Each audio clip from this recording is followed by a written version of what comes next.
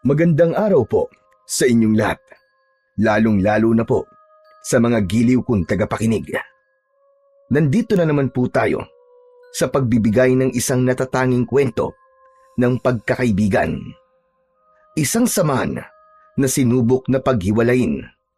Ang buhay ng 10 taong gulang na batang si Patik ay lumaking walang ina at kasama lamang ang kanyang amang si Mang Larry na isang lupon sa barangay. Makikilala niya ang isang mabuting kaibigan na si Bito. Palagi niyang makakasama ito sa lahat ng oras. Sa kanilang pagtakas mula sa malupit na ama ni Bito, ay makakakita si Patik ng isang kakaibang hayop na magbibigay sa kanya ng pambihirang kapangyarihan. Ano kaya ang mahalagang papel na gagampanan ni Bito sa buhay ni Patik? Magagawa kaya niyang labanan ang isang uri ng aswang na merong alagang taong alupian? Sama-sama po nating pakinggan ang buhay at pakikipagsapalaran ng batang nakakuha ng mutya, ng pawis, ng puting alakdan. Ngunit bago po ang lahat, mga idol, huwag po nating kalimutang mag-subscribe at i-hit ang notification bell sa aking YouTube channel na The Voice Addict at Apong Isak para sa mas marami pang makapanindig balahibong kwentong aswang at katatakutan mula sa mundo ng kababalaghan. Umpisahan na po natin ang kwento. Jesus Mariosep naman ang batang to. Bakit marami nagkalat na sanga ng bayabas sa harapan natin? Patik! Patik, nasan ka ba? Diyos ko po naman. Araw-araw na lang na marami nagkalat na sanga ng bayabas sa bahay natin. Ay nako, kapag hindi ka naman talaga nainis. Patik! Patik, nasan ka ba? Kanina pa kitang tinatawag. Patik! Tay, nandito po ako, pasensya na po. Inayos ko lang po kasi yung goma ng tirador ko eh. Bakit po ba? Anak ng tirador na naman. Wala nang katapusan ang tirador na yan Kailan ka ba titigil sa kakagawa ng tirador mo, ha, Patek? Teka, si Bito na naman ba? Hindi ba't sinabi ko sa'yo na wag mo nang isasama ang batang yon dito sa bahay natin? Bakit hindi ka nakikinig? Pambihira talaga, oo. Alam mo ba, nasinugod na naman ako ng tatay niya at kung ano-ano raw ang itinuturo mo sa anak niya. Kaya raw, hindi na nauutusan sa mga trabahong bahay. Pasensya na po, Mang Larry. Nagpagawa po kasi ako ng tirador kay Patik eh. Pasensya na rin po kung sinugod po kayo ni tatay. Kung lahat ng masasakit na salitang sinabi ng tatay mo sa akin ay mabubura ng paghingi mo ng pasensya, aba, matatanggap ko yan. Kaya lang hindi makain Sobrang sama ng mga sinabi ng tatay mo tungkol sa anak ko. Kaya pasensya na rin. Huwag mo nang lalapitan ng anak ko kung maaari lang. Tay, wala naman pong kasalanan si Bito sa ginawa ng tatay niya eh. Wala nga siyang kasalanan, pero siya naman ang dahilan. Sige na, Patek. Ibigay mo na kay Bito ang tirador niya at pauwiin mo na siya sa kanilang bahay. Ayoko na makikita na makikipaglaro ka sa kanya. Naiintindihan mo ba, ha, Patek? Pero tay, si Bito lang po nag-iisa kong kaibigan eh. Wala akong pakialam kung siya na lang ang kaibigan mo sa buong mundo. Yung sinabi ko, yun ang masusunod. Baka hindi mo pa ako nakikita magalit, kaya paalisin mo na siya. Bago pa mandilim ang paningin ko sa'yo, linisin mo na rin ang bahay natin, ang kalat-kalat. Bilis-bilisan mo, bago pa tuluyang mag-init ang ulo ko sa'yo. Huwag na po kayong magalit kay Patik. Ako naman po nagpumilit na igawa niya po ako ng tirador eh.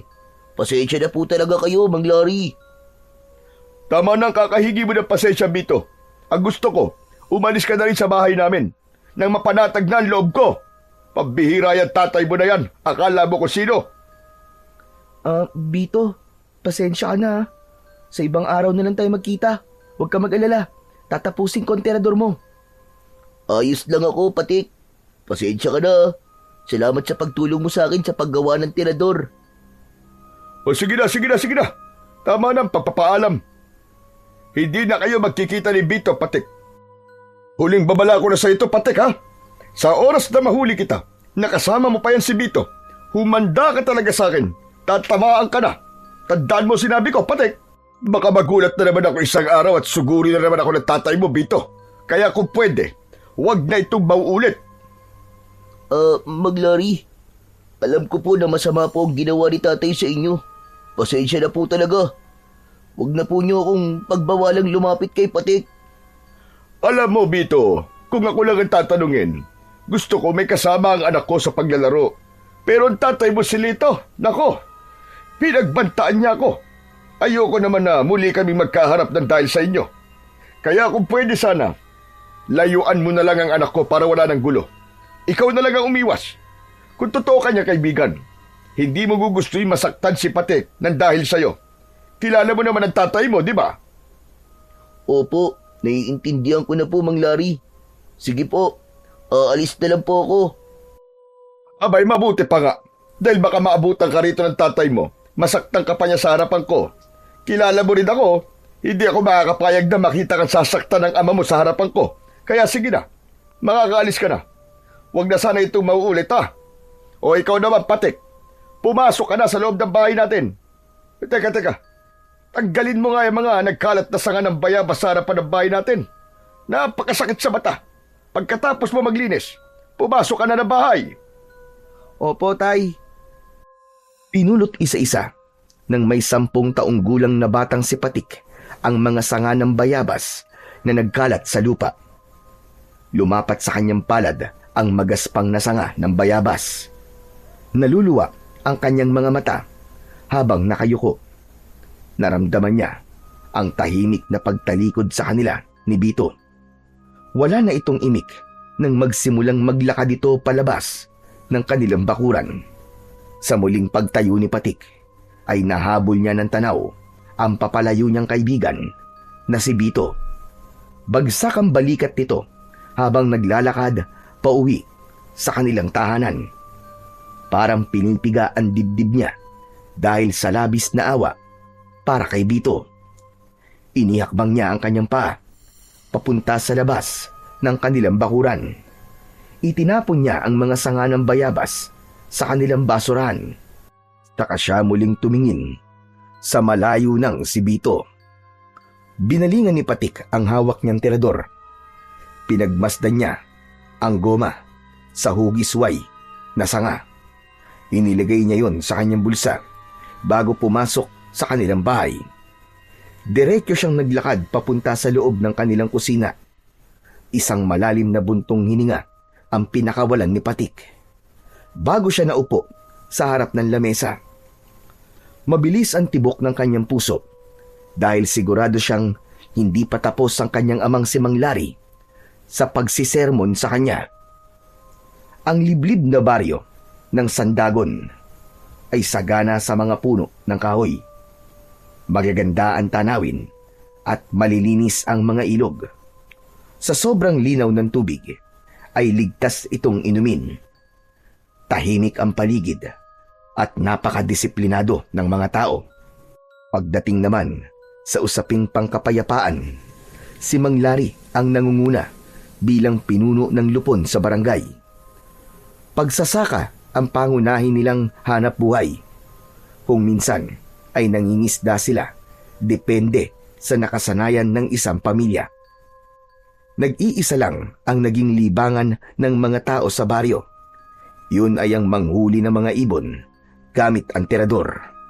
Isang libangan na bawal sa batas ng gobyerno dahil sa walang habas na pagpatay sa mga ibon na malaya sanang lumilipad.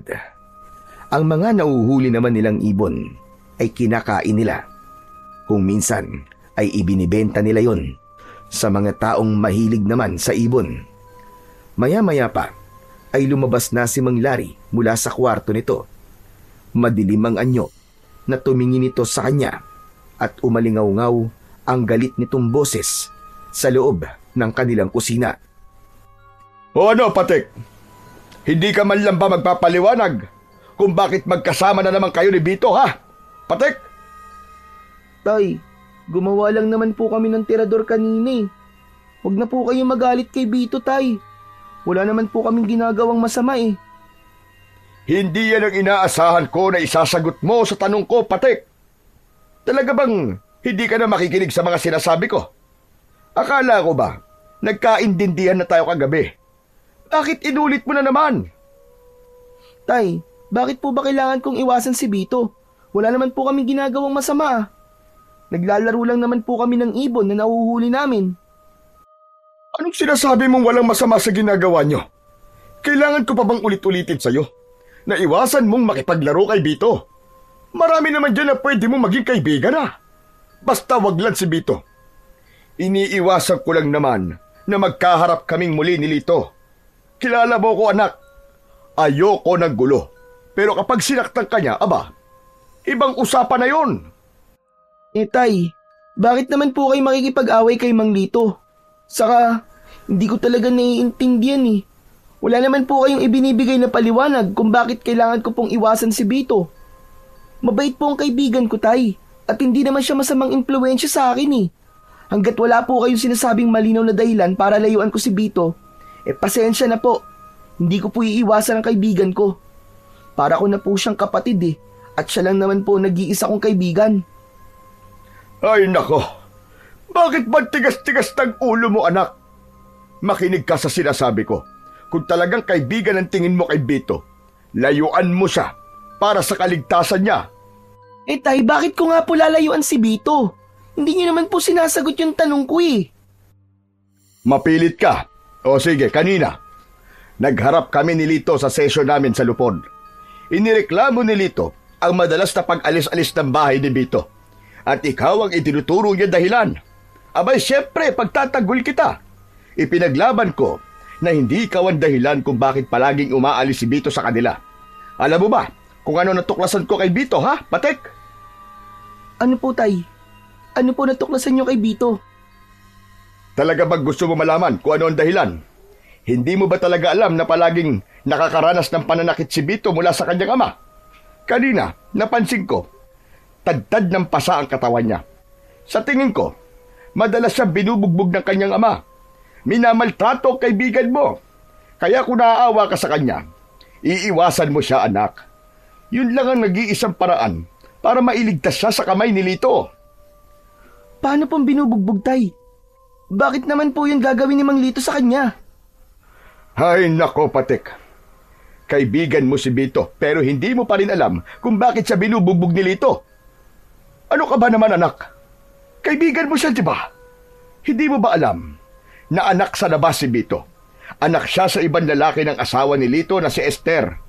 Ang sabi dati raw na nagtatrabaho sa kasa si Esther at hindi raw nito alam kung sino ang ama ni Bito. Kaya naman, palaging pinagmamalupitan ni Lito ang kaibigan mo. Ang ipinagtataka ko lang, naglaho na parang bula si Esther. At sabi nakipagdanan daw kay Taher. Sumama ito sa bago nitong lalaki. Teka, sandali lang po, Tay. Imposible naman po yun. Bakit naman po iiwan ni Aling Esther si Bito? Saka akala ko po ba, umalis lang po si Aling Esther at nagpunta po sa ibang bansa. Paano niyo po nasabing nakipagtanan po si Aling Esther kay Mang Taher? May nakakita po ba sa kanila, Tay? Ang sabi meron daw nakakita sa kanila. Yun talaga ang balita, anak . Maraming kumakalat na kwento-kwento sa barangay tungkol sa mag-ama. Pati na madalas na pananakit ni Lito sa kanyang anak.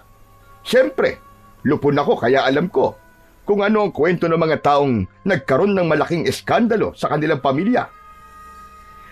Kung pwede nga lang sana, gusto kong ampunin si Bito.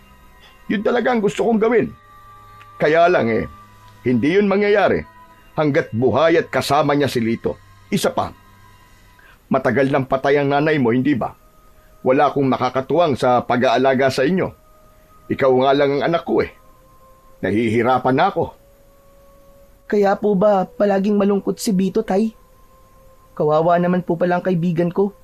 Hindi ko po alam na ganun na po pala ang nangyayari sa kanya. Talagang kawawa si Bito, anak. Habang pinagsasalitaan ko siya na masakit kanina, aba, hindi mo lang alam, parang pinipiga ang puso ko sa awa sa kaibigan mo, anak. Isa lang ang pakiusap ko sa iyo. Kung gusto mong iligtas sa kaibigan mo, layuan mo siya. Hanggat maaari, Huwag mo na rin munang kausapin. Pero tay, bakit hindi po kayo gumawa ng paraan para mailigtas po si Bito? Anak, hanggat hindi nagsasabi si Bito, hindi tayo maaaring makialam. Maliban na lang kung meron tayong mahahanap na ebidensya na magpapatunay sa pambubugbog ni Lito sa kanyang anak. Yung matibay, matutulungan natin siya pag nagkataon. Pero kutob ko, mahal ni Bito ang kanyang ama, kahit ganun pa man ang ginagawa nito sa kanya.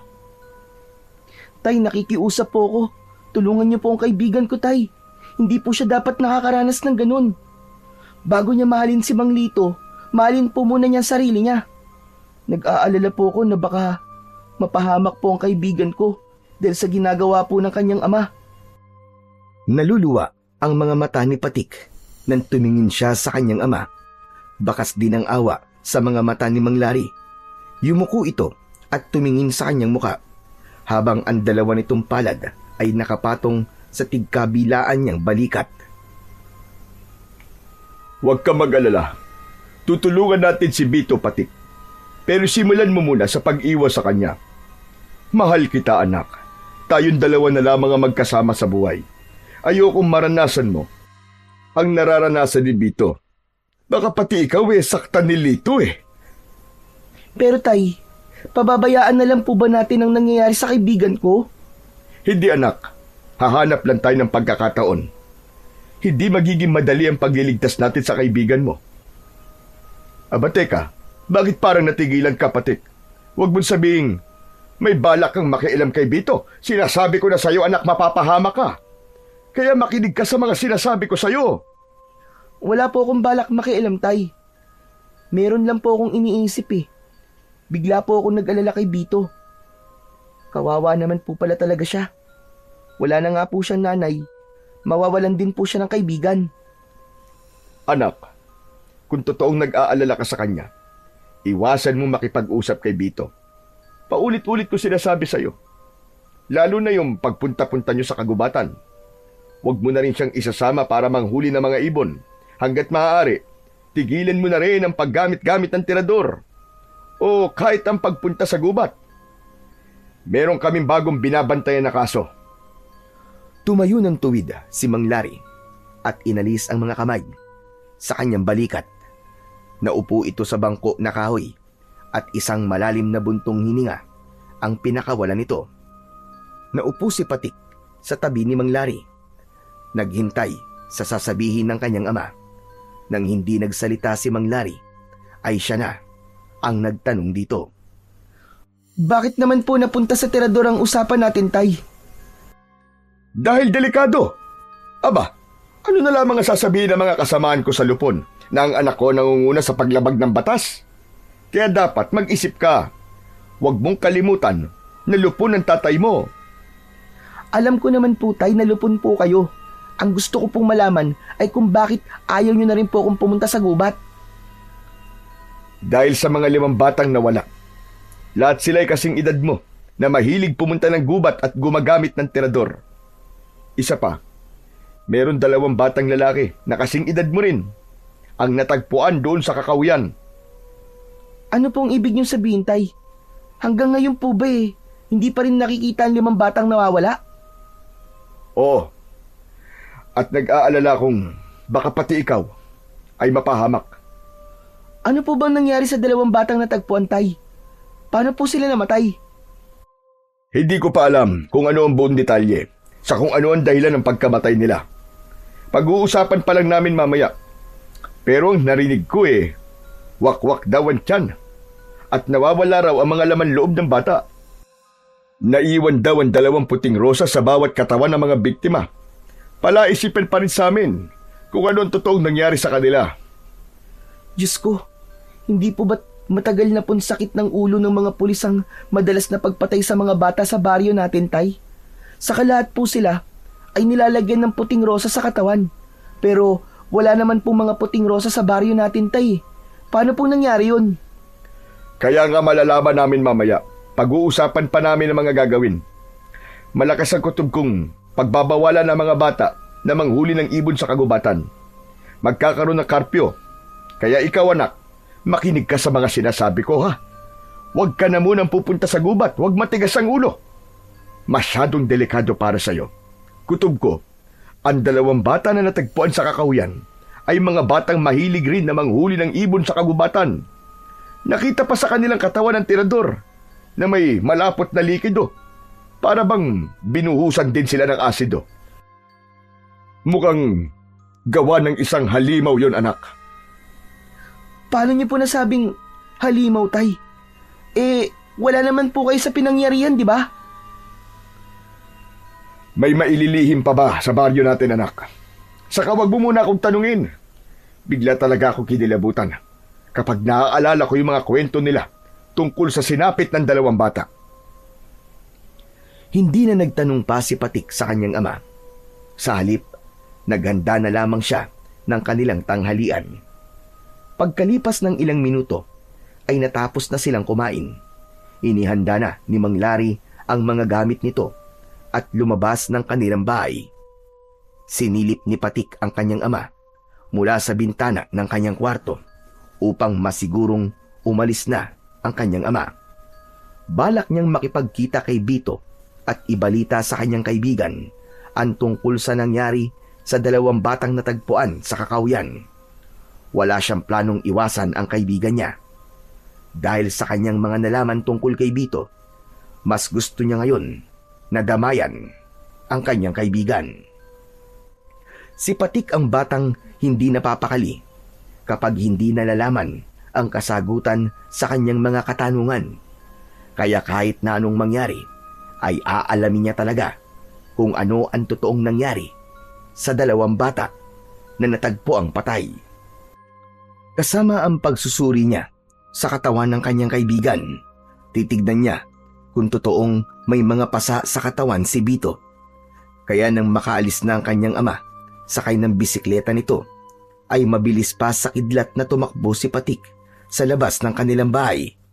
Tinaak niya ng mabilis ang daan, papunta sa kakahuyan. Mabilis din ang tibok ng kanyang puso, habang ang hangin ay humahampas sa kanyang muka. Halos hindi na lumapat ang kanyang mga paa sa lupa. Makarating lang sa bahay ni Bito. Pagkalipas ng ilang minutong pagtakbo, ay narating na niya ang bahay ng kanyang kaibigan. Nagtago muna siya sa makapal na halaman. Meron silang tawagan kapag balak nilang magkita at mag-usap. Kailangan sumipol ng 2 beses si Patik para malaman ni Bito na naroon siya sa gilid ng bahay nito. Umalingaw-ngaw ang sipol na ginawa ni Patik. Nagmamadali namang lumabas ng pintuan si Bito habang umiiyak. Kasunod ni Mang Lito na may dalang pamalo. Hala, Diyos ko, totoo nga. Totoo nga ang sinabi ni tatay kanina na binubugbog pala talaga si Bito ng kanyang amang si Mang Lito. Diyos ko po, anong gagawin ko? Saka lamang naalala ni Patik ang tirador sa kanyang bulsa. Dinukot niya yon habang nakatago sa halaman. Bumundol ang kaba sa kanyang dibdib, lalo na nang marinig niya ang boses ni Mang Lito. Sumilip si Patik sa siwang ng mga dahon at mula sa kanyang kinatatayuan ay kitang-kita niya na pinapalo ng sanga ng bayabas si Bito. Naluluwa ang kanyang mga mata dahil sa galit.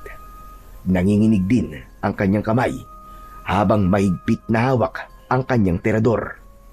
Napatungo si Patik sa lupa. Lumikot ang kanyang mga mata sa paghahanap ng bato na mailalagay niya sa hawak na tirador. Habang ang boses ng umiiyak na si Bito ang naririnig niyang ingay sa paligid. Bawat hampas at palo sa katawan ng kanyang kaibigan ay kasing lakas din ng pagsigaw nito habang umiiyak dahil sa labis na sakit. Bigla niyang naalala ang kanyang ama. Maswerte pa pala siya dahil lumaki siya sa amang katulad ni Mang Larry. Tama na po! Tama na po tayo! Ang sakit na po ng katawan ko, aray! Tama na po! Hindi na po ako ulit! Tama na po! Tila bingi si Mang Lito sa lahat ng pakiusap ni Bito. Kaya wala nang naisip na paraan si Patik kundi tulungan ng kanyang kaibigan. Nang makakita ng katamtamang sukat na bato sa lupa, ay mabilis niyang ibinala yon sa kanyang tirador. Nanlalamig ang katawan ni Patik dahil sa labis na galit. Buong lakas na hinila niya ang goma at sinipat ang kamay ni Mang Lito. Habang abala ang lalaki sa paghawak sa damit ni Bito, ay binitiwan naman ni Patik ang goma. Lumipad sa ere ang bato at tumama yon sa kamay ni Mang Lito. Halos magtatatalon sa tuwa si Patik. Narinig niya ang boses ni Mang Lito. Nagsisisigaw ito dahil sa labis na sakit.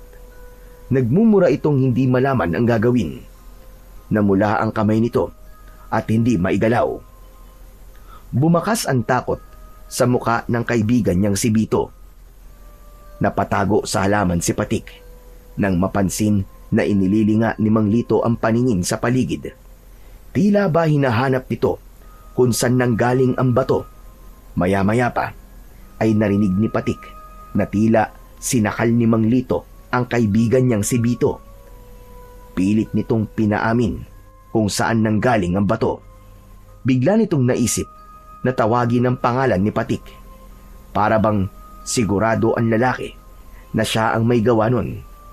Pumasok ito sa bahay na para bang may kukunin. Kaya naman, sinamantala ni Patik ang pagkakataon. Mabilis siyang tumakbo papalapit sa kinaroroonan ng nakatayong si Bito. Hinawakan niya ang kamay nito at hinila para tumakbo papalayo sa kinaroroonan ng bahay nito.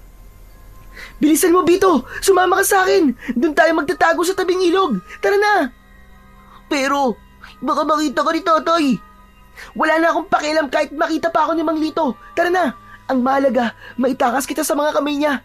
Alam ko na ang totoong nangyayari sa'yo, Bito. Kaya bilisan mo para hindi niya malaman kung saan tayo magtatago. Tara na!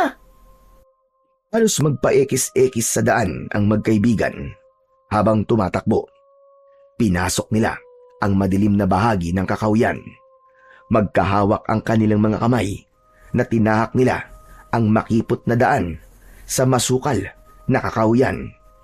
Pareho silang humihingal habang tumatakbo. Kasunod ng malakas na sigaw ni Mang Lito na may himig ng pagbabanta. Ngunit hindi natinag ang magkaibigan. Hindi sila tumigil sa ginagawa nilang pagtakbo. Walang sapin ang kanilang mga paa, kaya ramdam na ramdam ni Patik ang masakit na pagtama ng mga tinik sa kanyang talampakan. Maya-maya pa ay si Bito na ang nakiusap. Saglit silang tumigil sa pagtakbo para magpahinga. Hindi ko na kaya! Hindi ko na kaya, Patik! Tumigil muna tayo rito sa ilalim ng puno! Hindi ko na talaga maiakbang ang mga paa ko! Tsaka pagod na ako! Saglit lang tayo magpapahinga rito, ha? Baka kasi abutan tayo ng tatay mo eh. Bakit mo ba ako tinulungan? Mapapagalitan ka na naman ni Mang Larry niyan eh. Wala na akong pakialam kahit magalit pa si tatay. Pero, bakit hindi mo sinabi sa akin to? Bakit nagsinungaling ka sa akin? Hindi ko alam na ang mga pasamos sa katawan ay galing na pala sa pananakit ng tatay mo sa'yo. Dahil ayaw kong makulong si tatay. Hindi ko kaya mawala si tatay, Patik.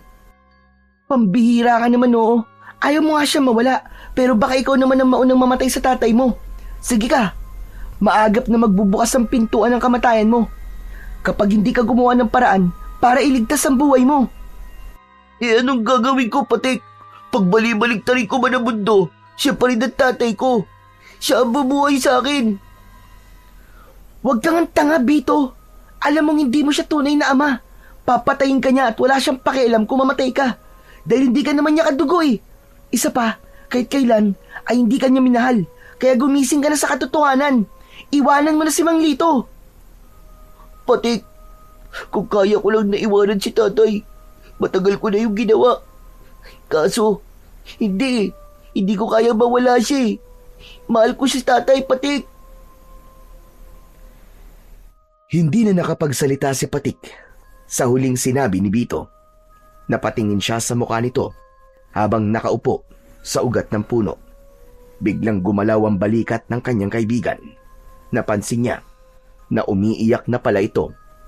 Hindi niya namalayan na tumutulo na rin pala ang luha niya sa kanyang mga mata. Pakiramdam niya ay siya ang nasa kalagayan ng kaibigan niyang si Bito. Wala nang nagawa si Patik, kundi ang ipatong ang kaliwa niyang kamay sa balikat nito at ipadama niya na nandoon lamang siya bilang kaibigan nito. Huwag ka nang umiyak, Bito. Hindi naman habang buhay nasa ganyang kan sitwasyon. Tandaan mo, Bito, para na kitang kapatid at nasasaktan din ako sa nangyayari sa'yo. Teka, ang mabuti pa kaya dito na lamang muna tayo magpalipas ng oras. Sasamahan kitang umuwi sa inyo, pero kailangan na muna nating palipasin ang galit ni Mang Lito. Natitiyak kong galit na galit siya sa nangyari sa kanyang kamay. Hindi mo dapat ginawa yun, Patik. Mas matatanggap ko ang pananakit ni tatay sa akin kasi sanay na ako Natatakot akong baka balikan ka niya at ikaw naman ang saktan niya. Kapag nangyari yun, magkakagulo at makakalaban naman ni tatay ay si Mang Larry. Ayaw mo rin naman siguro mangyari yun, di ba? Hindi yun mangyayari, Bito. Hindi ko hahayaang magkagulo ang mga ama natin. Sige na, magpahinga na lang muna tayo rito ha. Huwag ka nga alis dito. Maghahanap lang ako ng mga bato na pwede kong maibala sa terador natin. Nakita mo ba ang terador mo? Eto, tapos ko nang ayusin. Diyan mo na muna yan, Patik. Isa pa, kung maghahanap ka ng mga bato na ibabala dyan sa terador mo, meron akong alam na maraming nakatambak na bato. Maglakad ka mula rito. Diretso lang at makikita mo ang tambak na mga batong inipon ko mula sa ilog. Sa'yo na yun. Huwag mo nalang ubusin para meron ka pang makukuha sa susunod. Itinaas ni Bito ang hintuturo nitong daliri sa bahagi ng kakawyan na malapit sa ilog. Sinundan ni Patik ng tingin ang bahaging itinuro sa kanya ng kaibigan. Sige, pupuntahan ko. O paano, dito ka lang ha? Meron pa pala akong hindi nababanggit sa'yo. Pagbalik ko, pag-uusapan natin ang tungkol sa ikikwento ko sa'yo. Isang tango ang itinugon ni Bito sa sinabing yun ni Patik. Pagkatapos ay nagsimula na siyang maglakad papunta sa bahagi ng kakawyan. Ilang minuto ang lumipas ay narinig niya ang lagaslas ng ilog habang nakatungo siya sa lupa at hinahanap ang tambak ng bato na inipon ni Bito. Ilang saglit lang ang lumipas ay nakita niya ang tambak ng bato. Halos pare-pareho ang hugis ng mga ito. Tila sinadyang pagpanta-pantayin ang mga batong yun. Kulay puti ang magaspang at bilog na bato. Tangka na sanang kukuha siya ng ilang pirasong bato nang biglang nagulat siya sa nakitang hayop sa ibabaw ng bato. Isang kulay puting alakdan na hindi pa niya napansin nung una na tila pinagpapawisan. Hindi yun umaalis sa ibabaw ng bato na parabang ang pawis ng puting alakdan ang nagbibigay ng basbas sa batong pinagpapatungan nito. Napakunot ang kanyang noo dahil hindi niya nakitang agresibo ang puting alakdan. Parabang maamo yun at hindi nang tutusok ng kamay ng tao. Napatunayan niya yon nang damputin niya ito sa ibabaw ng bato. Nabasa ang kanyang kamay dahil sa pawis ng alakdan, pero nagulat siya nang muli itong tumalon at bumalik sa bato na basang-basa na rin ng pawis ng alakdan. Teka, hindi ba't parang kakaiba ang kulay mo, alakdan? Paano kaya nagkaroon ng puting alakdan ng mga batong to? Ano ba kasing meron sa batong yan? At hindi ka umaalis sa ibabaw niyan, ha? Dala ng kuryosidad ay kinuha ni Patik ang bato kasama ang kulay puting alakdan. Ipinatong niya yon sa kanyang kaliwang palad para sipatin. Alam niyang makamandag ang alakdan. Kaya lang, hindi niya mapigilan ang kanyang sarili na wag itong hawakan. Hinaplos ni Patik ang likod ng kulay puting alakdan. Umangat ang sipit nito sa buntot at muntik siyang matusok nito. Pero hindi siya natakot. Natuwa siya dahil sa kakaibang kulay nito. Kaya naman, isinilid niya sa bulsa ang kulay puting bato at maingat na hinawakan ni Patik ang buntot ng alakdan.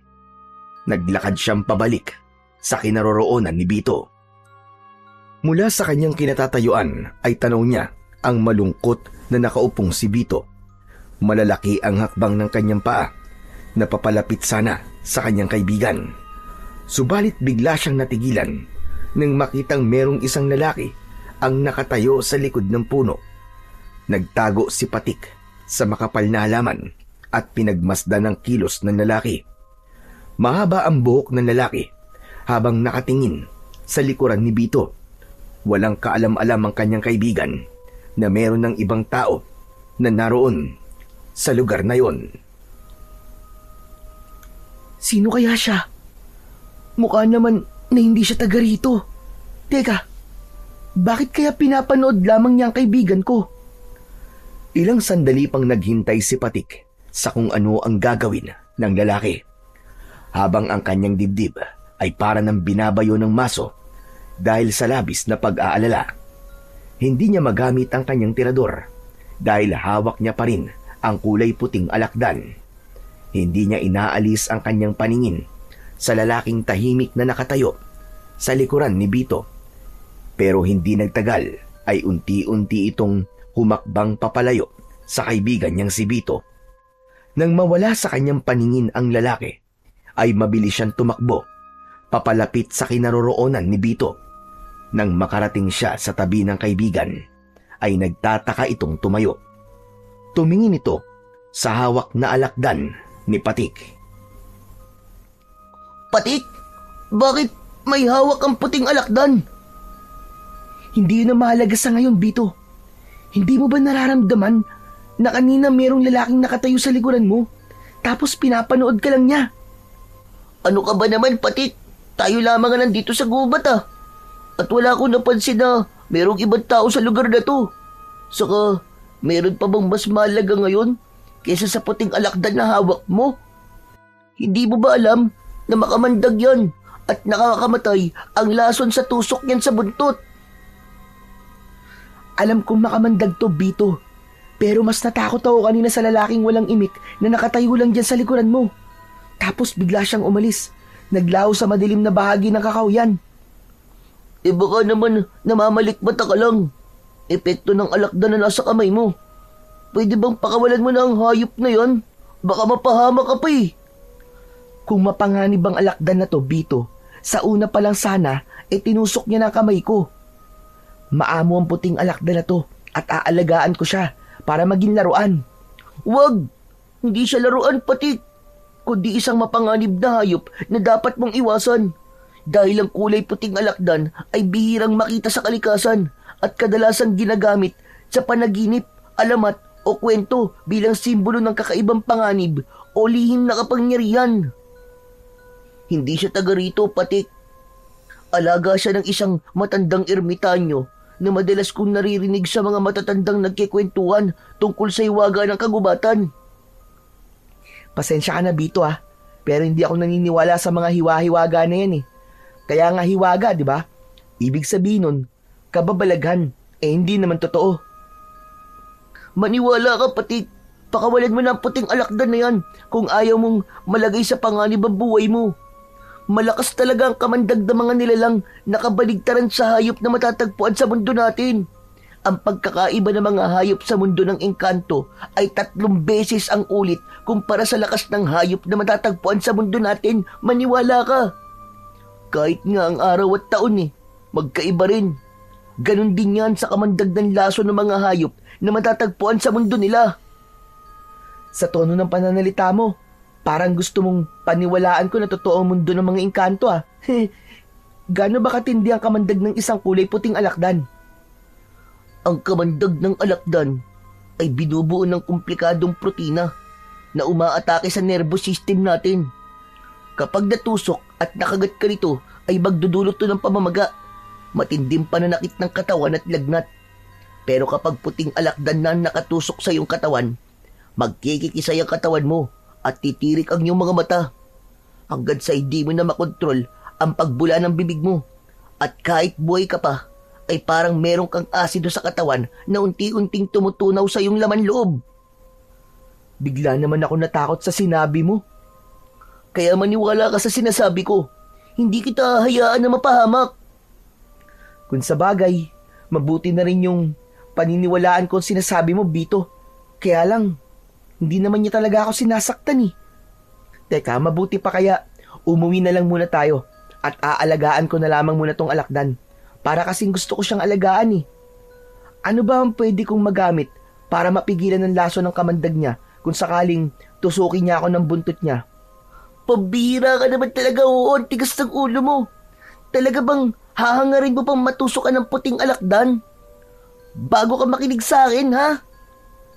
Pagkatapos ko sabihin sa yung epekto ng kamandag ng alakdan, aalagaan mo pa rin talaga siya? Ano ka ba? Bakit naman hindi?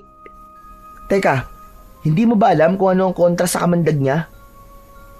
Ang alam ko batong puti ng huling pinagtuyuan ng kanyang pawis. Yun ang mabisang gamot at kontra sa kanyang kamandag. Konti lang ang alam ko tungkol sa batong puti na sinasabing mutya ng pawis ng puting alakdan. Si Lolo Gastor na albularyong hilot ang nakakaalam sa ibang mga detalye tungkol sa mutya. Tama nga. Meron akong nakuwang kulay puting bato sa ilalim ng alakdan na to. Sandali, nasa bulsa ko yun eh. Dinukot ng kaliwang kamay ni Patik ang kanyang bulsa habang ang kulay puting alakdan ay nanatili sa kanyang kaliwang palad. Ipinakita niya kay Bito ang kulay puting bato. Nanlaki ang mga mata ni Bito at bumakas ang pagtataka sa mukha nito. Teka, sigurado ka bang yan ang bato ng mutya ng pawis ng puting alakdan? Oo, eto nga yun, sigurado ko. Basa nga to ng pawis kanini. Kaya simula ngayon, ako na ang mag-aalaga sa kanya. Muling ibinalik ni Patik ang bato sa kanyang bulsa at masayang napatitig sa puting alakdan na parang nakatulog na sa kanyang palad. Maya-maya pa ay biglang nagsalita si Bito. Teka. Ano nga ba ulit yung gusto mong sabihin sa akin kanina bago ka umalis? Biglang naalala ni Patik ang totoong pakay niya kay Bito, kaya niya naisipang puntahan ito. Balak niyang humingi ng tulong sa kaibigan na alaminan tungkol sa dalawang bata na natagpo ang patay sa Kakahuyan. Oo nga pala, munti ko na makalimutan. Nabalitaan mo na ba ang tungkol sa dalawang batang nakitang patay sa Kakahuyan? Oo, nabalitaan ko, Patik. Ang totoo, si tatay ang unang nakakita sa dalawang batang namatay. Kaya siguro nagkita sila kanina ni Mang Larry sa barangay dahil pinag-usapan nila ang tungkol sa nakita ni tatay. Grabe talaga yung mga nangyari sa kanila, Patik. Nawawala ang kanilang laman loob at meron tig-isang kulay puting rosa sa kanilang dibdib. Para bang sinadyang ilagay yun sa katawan ng mga to? Kaya nga eh. Pero alam mo, Bito, malakas ang kutob ko na hindi gusto ng taong yun na patayin ng dalawang bata. Imposible ang ganun, Patik. Wala nang sasama pa sa mga nilalang na pumapatay sa mga bata. Yung paluin na nga lang, masakit na eh. Yung pa kayong wakwakin ng tiyan at iwanan na lamang na parang basura ang katawan sa Kakahuyan. Hindi sila mga tao. Wala silang kasing sama. At masahol pa sa demonyo ang kasamaan nila. Ang dapat sa kanila, mamatay at tagtali ng pinong-pino. Bakit? Sigurado na bang tao may gawa nun sa kanila, Bito? Sa tingin kasi ni tatay, halimaw. Halimaw na merong maraming paa ang pumatay sa kanila. Hindi nga sila tao, Patik, kundi isang mabangis na halimaw na kayang lumapa sa katawan ng mga batang walang kalaban-laban. Ang mabuti pa kaya, makipagkita tayo kay Lolo Gastor. Teka, sandali lang. Hindi ba't nakatira yung sa gitna ng kagubatan? Baka naman maligaw tayo sa pagpunta ron at hindi na tayo makabalik pa sa pamilya natin. Ano ka ba naman, Patik? Huwag kang mag-isip na maliligaw tayo sa gubat. Madalas tayong pumupunta rito at halos nalibot na natin ang buong kagubatan. Mahalaga ang sadya natin kay Lolo Gastor. Saka, masasagot niya ang tanong natin tungkol sa puting alakdan at sa rosas na madalas na nakukuha sa katawan ng mga batang natatagpo ang patay. Nakakapag-alala lang dahil halos lahat ng mga nabibiktima ay kasing edad lamang natin. Baka isang araw tayong dalawa na ang makitang patay sa Kakahuyan. Pambihira ka naman, no? Ayoko pang mamatay, no? Isa pa, marami pa tayong mararanasan na sarap ng buhay. Ang mahalaga ay hindi natin hinahangad na mamatay ng maaga. Teka, paano tong alakdan sa kamay ko? Ipatong mo na lang siya sa balikat mo habang naglalakad tayo. Total, kanina mo pa naman hawak yan kaya natitiyak kong hindi talaga siya matapang. Kutob ko pa nga, nakatakda talaga siya para sa'yo. Tama na nga yung kutob-kutob na yan. Ngayon ko na nga lang nalaman na marami ka palang alam kumpara sa akin. O paano? Tara na, puntahan na natin si Lolo Gastor. Pagkatapos magkasundo ng magkaibigan, ay naglakad sila paalis sa lugar na yon. Binasok nila ang madilim na bahagi ng kakawyan. Inakyat nila ang mga burol at tinawid ang 2 ilog papunta sa bahay ni Lolo Gastor. Matatagpuan ang bahay ng matandang albularyo sa pusod ng kagubatan. Halos kapusin sila ng hininga dahil sa malayo nilang paglalakad. Pagkalipas ng ilang oras ay napansin ni Patik na medyo madilim ang bahaging yun ng kakawyan. Kaya naman, hindi niya maiwasan ang bigla na lamang kilabutan.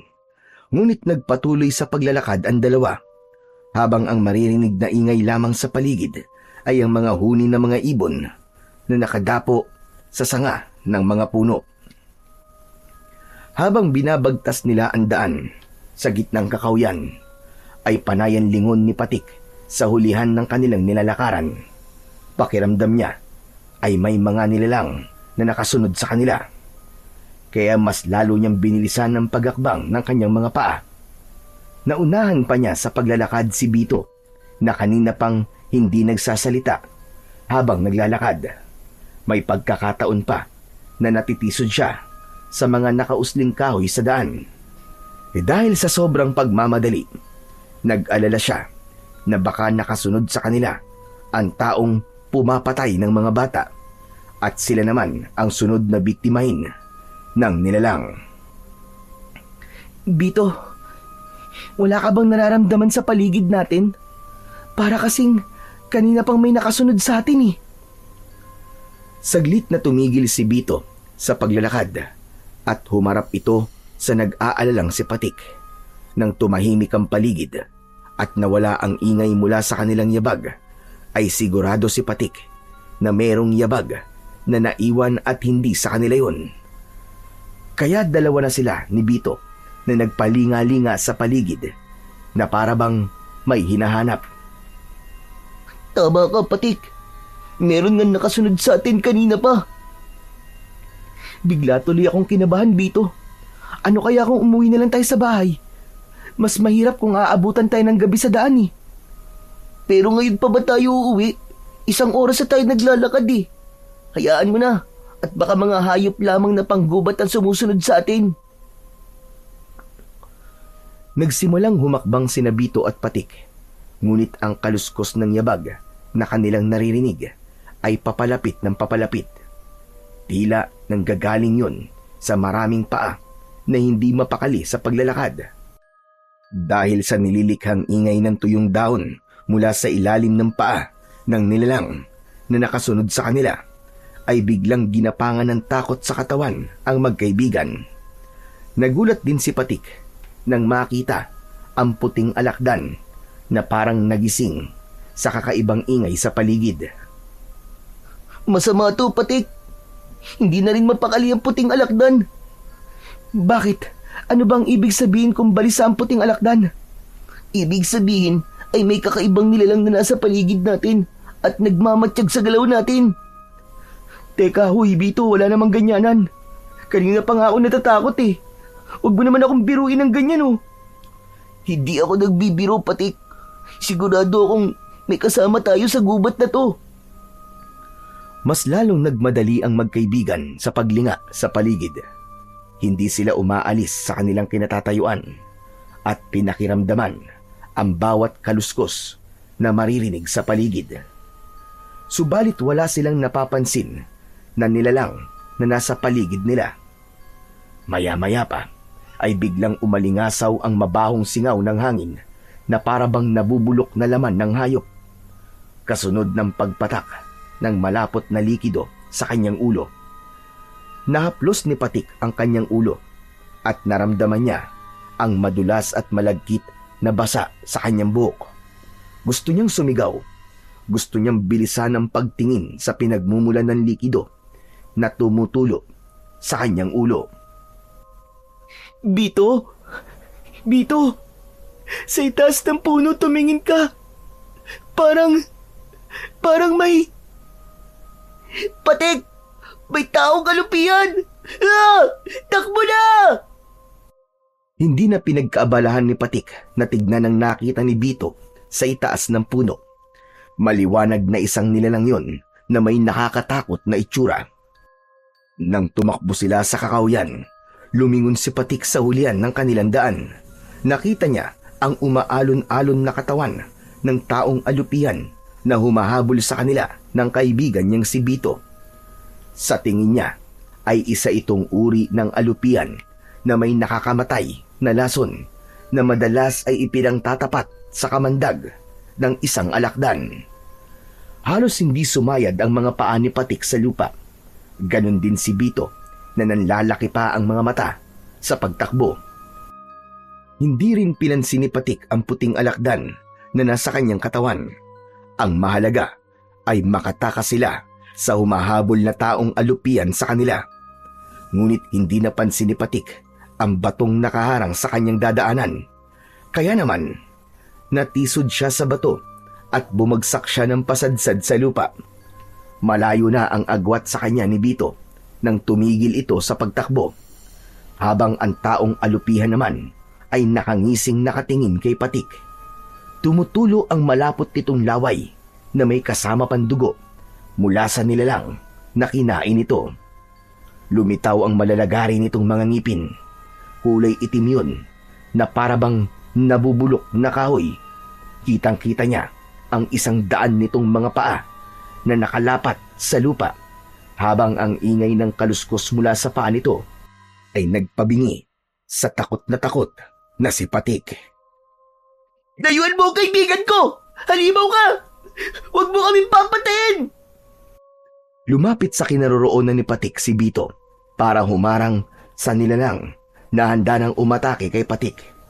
Iwinasiwas ni Bito ang nahawakan nitong sanga ng puno para hindi makalapit ang nilalang. Nang mga sandaling yon ay natulala si Patik. Hinayaan niyang si Bito ang humarap sa aswang.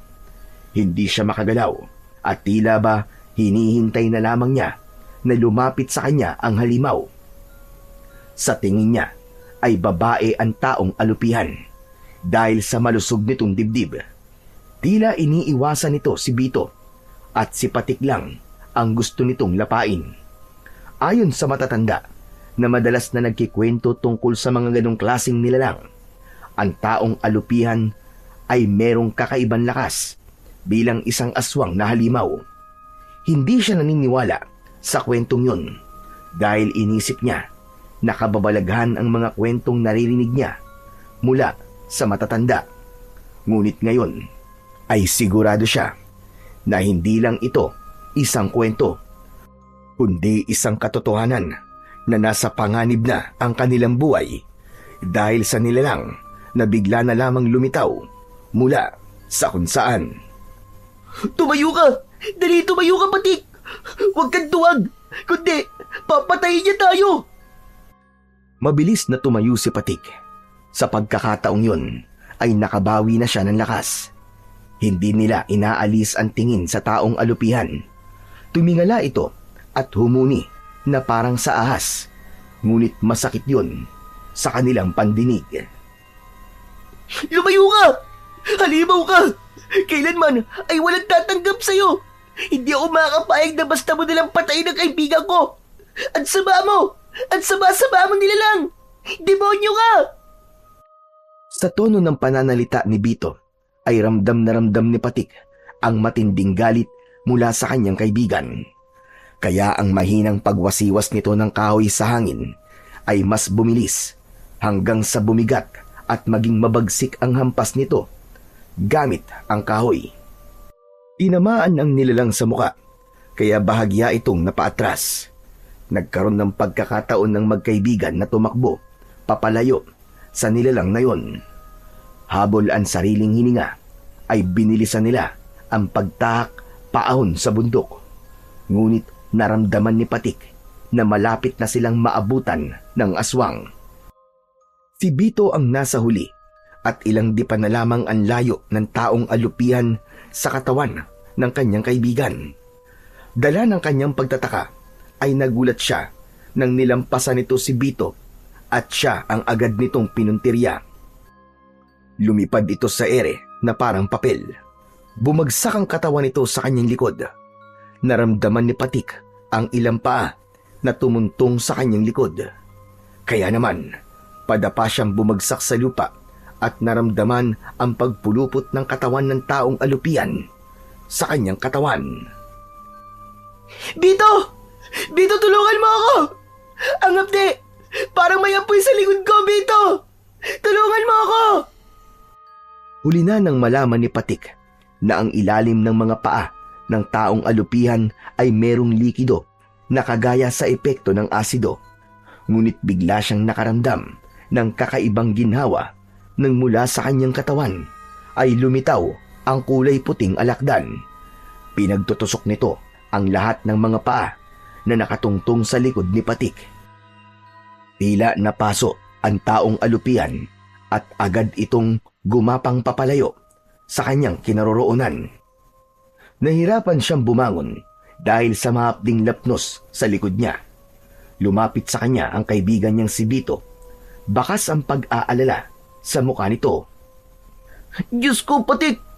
Ayos ka lang ba? Muntik ka na ron. Mabuti na lang at iniligtas ka ng puting alakdan. Hindi ako okay, Bito. Ang hapdi-hapdi na likod ko dahil sa paso. Pambihira namang kamalasan to. Paano ako lang ang inaatake ng hayop na yun? Siguro ay dahil sa puting alakdan. Pero kailangan na muna nating umalis dito. Malapit na ang bahay ni Lolo Gastor dito. Halika, kumapit ka sa kamay ko at aalalayan kita maglakad. Tumayo si Patik at tinanggap ang kamay ni Bito. Ipinatong niya ang kanyang braso sa balikat ng kanyang kaibigan. Pagkatapos ay humawak ang kamay nito sa kanyang bewang. Ika-ikang naglakad si Patik dahil sa tama niya sa likod. Pagkalipas ng ilang minuto, sa wakas ay narating na nila ang bahay ni Lolo Gastor. Marami ang nakatanim na halamang gamot sa palibot ng bakuran, habang ang mga sanga ng puno ay nakasabit sa bubong ng kubo. Gawa yun sa kugon at yari naman sa kawayan ng dingding. Tahimik ang lugar at halos wala nang makikitang hayop sa paligid. Indikasyong pagtatanim lang ng halaman ang pinagkakaabalahan ng matandang nakatira doon. Isang malalim na buntong hininga ang pinakawalan ni Patik bago sila lumapit at pumasok sa bakuran ng matanda. Nang makalapit sila sa tapat ng pintuan ng bahay, ay doon na tumawag si Bito. Tao po! Tao po, Lolo Gastor! Tao po! Nandyan po ba kayo? Lolo Gastor! Narinig ng dalawa ang mabigat na yabag ng paa mula sa sahig ng bahay. Kasunod ang pagtunog ng panara ng pinto. Nagawa naman sa tabla. Bumukas ang pintuan at sumilip ang isang payat na matandang lalaki. Sa tingin niya ay yun na si Lolo Gastor. Payat ang matanda at mahaba ang buhok. Kapansin-pansin ang kulay kayumangging mga mata ng matanda. Bakit kayo tumatawag? Ano ang kailangan nyo? Lolo Gastor, tulungan niyo po kaibigan ko. May sugat po siya. Gamutin niyo po siya. Sugat ba ka mo? Abay, sino naman na may gawa? Isang taong alupian po. Napaso po siya ng malaasid ang paa ng halimaw na yun. Tulungan niyo po kami. Nakikiusap po ako, Lolo Gastor. Sa pagkakataong yun, ay hinayaan ni Patik na makipag-usap si Bito sa matandang si Lolo Gastor. Pakiramdam niya ay biglang naparalisa ang kanyang katawan. Namamanhid ang kanyang likod at nanginginig ang kanyang katawan dahil sa taas ng lagnat niya. Naipikit niya ang kanyang mga mata. Ni sa panaginip ay hindi niya naisip na mararanasan niya ang ganong klaseng pakiramdam. Naramdaman niya ang kamay ni Lolo Gastor. Inalalayan siyang maglakad papasok sa bahay nito. Ni hindi niya magawang tignan ang itsura ng bahay na pinagdalhan sa kanya. Para siyang unti-unting nanghihina at ayaw gumalaw ng kanyang paa para maihakbang. Maya-maya pa ay naramdaman niya ang matigas na katre sa kanyang tiyan at dibdib. Padapang lumapat ang kanyang tiyan at dibdib sa banig na gawa sa abaka. Naamoy niya ang insenso't kamangyan, pati na ang langis na inihaplas ng matanda sa kanyang likuran. Pero nagulat ang matanda sa biglang paglitaw ng puting alakdan sa balikat ni Patik. Kung ganun pala, siya ang napili ng puting alakdan, Bito. Opo, sa kanya po nagpakita ang kulay puting alakdan na dati na ninyong ikinikwento sa akin. Kung ganun, ay palatandaan ito ng muling paglitaw ng kulay puting rosas sa mga bangkay ng mga batang may edad 10 taong gulang. Masama ito dahil pahiwatig ito ng muling pagsalakay ng diwatang isinumpa ng kalikasan. Ang nilalang na hindi matahimik at punong-puno ng inggit sa katawan. Gustong magtanong ni Patik kung ano ang ibig sabihin ng mga pinag-uusapan ng dalawang taong nasa tabi niya. Pero hindi niya magawa dahil sa paninigas ng kanyang panga. Mas nangibabaw ang katahimikan ng dalawa. Biglang pumasok sa isip ni Patik ang mga ibinilin sa kanya ng kanyang amang si Mang Larry. Hindi siya nakinig dito. Pumunta pa rin siya sa kagubatan. Kaya nandito siya ngayon. Nararamdaman ang masakit na epekto ng likido mula sa kamandag ng taong alupihan. May posibilidad po bang sila ang may gawa sa mga natagpuan na dalawang bata sa kakawian? Oo, sigurado kung sila nga ang may gawa nun. Hindi ko alam kung paano sila mapipigilan. Nag-aalala ko sa malaking kaguluhan na mangyayari sa baryo natin. Kung may bagong hinirang na tagapangalaga sa puting alakdan, marahil ay nakuha na rin ng kaibigan mo ang mutya ng pawis ng puting alakdan. Malalagay siya sa panganib kapag hindi niya napag-aralan kung paanong gagamitin ang mutya. Paano pong malalagay sa panganib ang buhay ng kaibigan ko, Lolo Gastor? Dahil sa bato na unti-unting bumabalot sa kanyang katawan, ang mutya ang tunay na nakapagpapagaling sa kaibigan mo. Sigurado ka na ba sa desisyon mo, Bito? Opo, sigurado po ako, Lolo Gastor. Hindi maintindihan ni Patik kung ano ang desisyong tinutukoy ni Lolo Gastor sa kaibigan niyang si Bito. Habang nararamdaman niya ang pagbigat ng talukap ng kanyang mga mata, bago siya nakatulog ay naramdaman pa niya ang pagtusok ng buntot ng alakdan sa kanyang batok. Hindi yun napapansin ng dalawa dahil abala ang mga ito sa pag-uusap ng tungkol sa mga biktimang natatagpuan sa kakawian, hanggang sa tuluyan na ngang nagdilim ang kanyang paningin.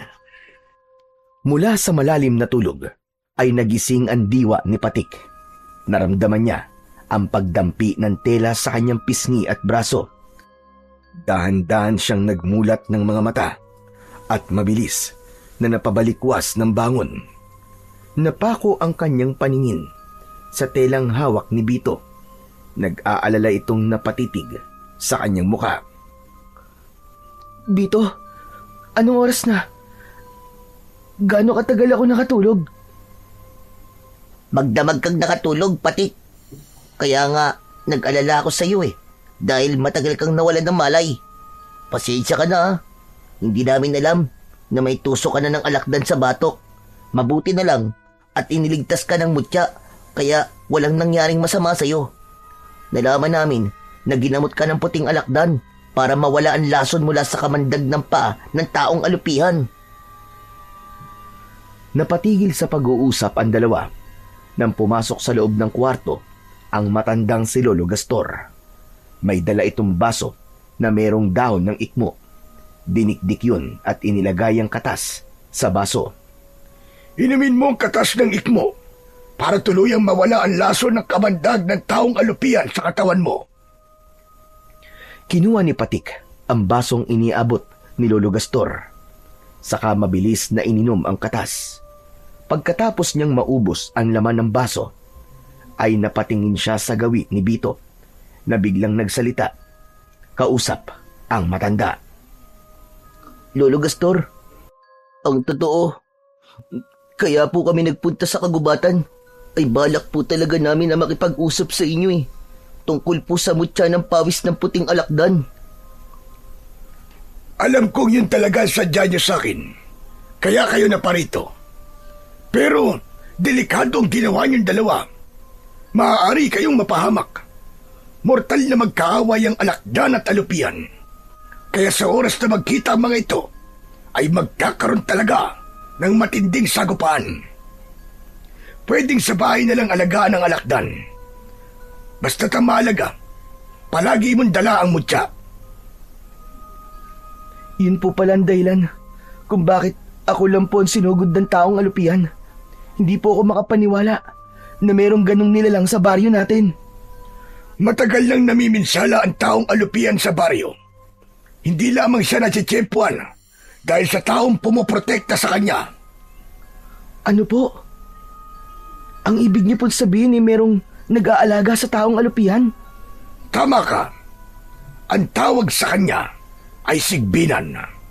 Isang nilalang na may kakayahang magpasunod ng mga halimaw. Kaya niyang utusan ng halimaw sa pamamagitan ng hawak niyang tridente.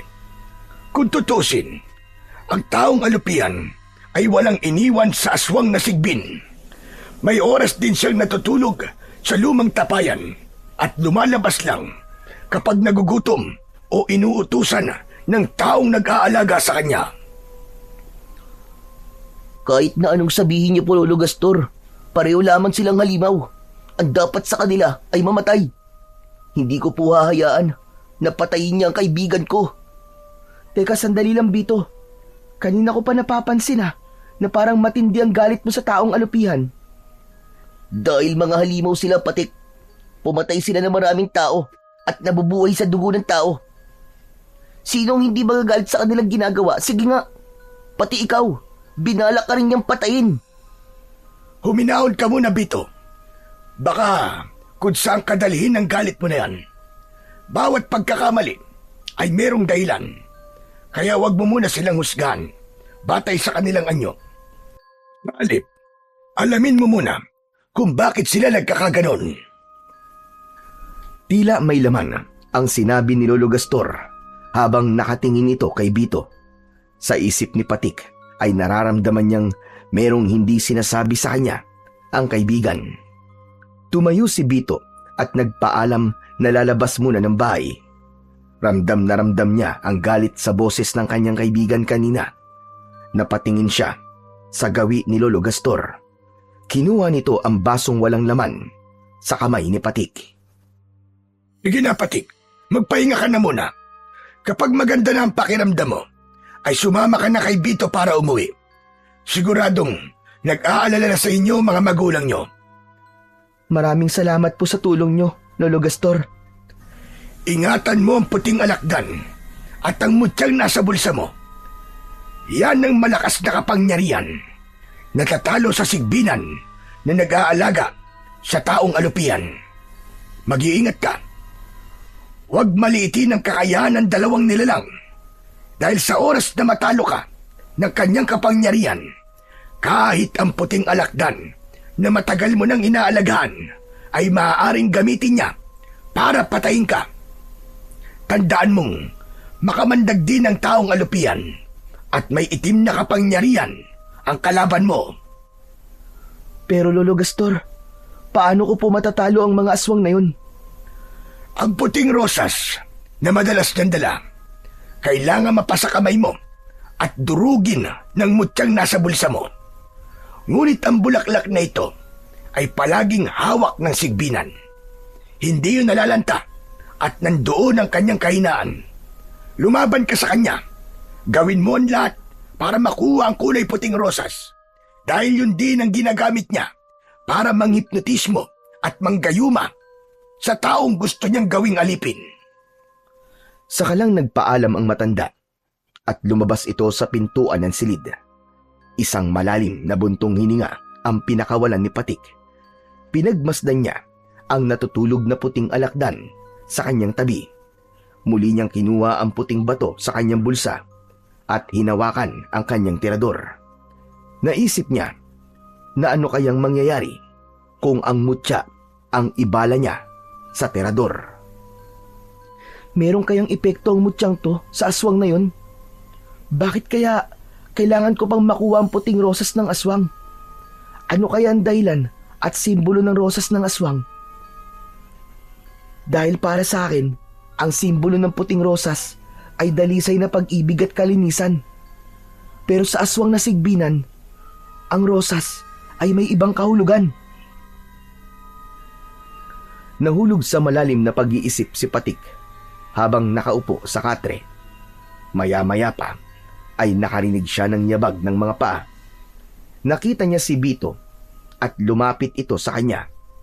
Bakas ang pag-aalala sa mga mata nito dahil alam nilang sa kanilang pag-uwi ay haharapin nila ang galit ng kanilang mga ama. Kailangan na nating umuwi sa bahay. Paniguradong nag-aalala na si Mang Larry. Pero ikaw, Bito, paano ka? Sanay na ako sa bugbog at palo ni tatay. Kaya wag mo na akong alalahanin. Ang ikinakatakot ko lang ay baka madamay na naman kayo sa galit ng tatay ko. Ano kaya, Bito, kung wag ka na lang munang umuwi sa inyo?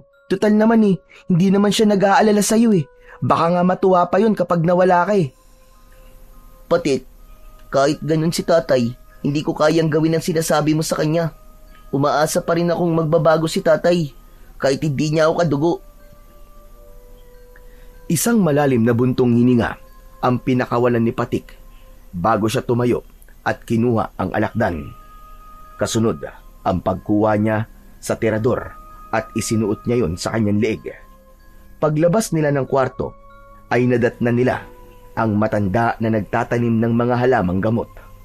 Tumayo si Lolo Gastor nang maramdaman nito ang presensya nila. O ano? Ngayon na ba ang alis nyo? Opo, Lolo Gastor. Marami pong salamat sa tulong niyo sa amin, ha? Ako rin po, Lolo Gastor. Nagpapasalamat din po ako sa panggagamot niyo po sa sugat ko.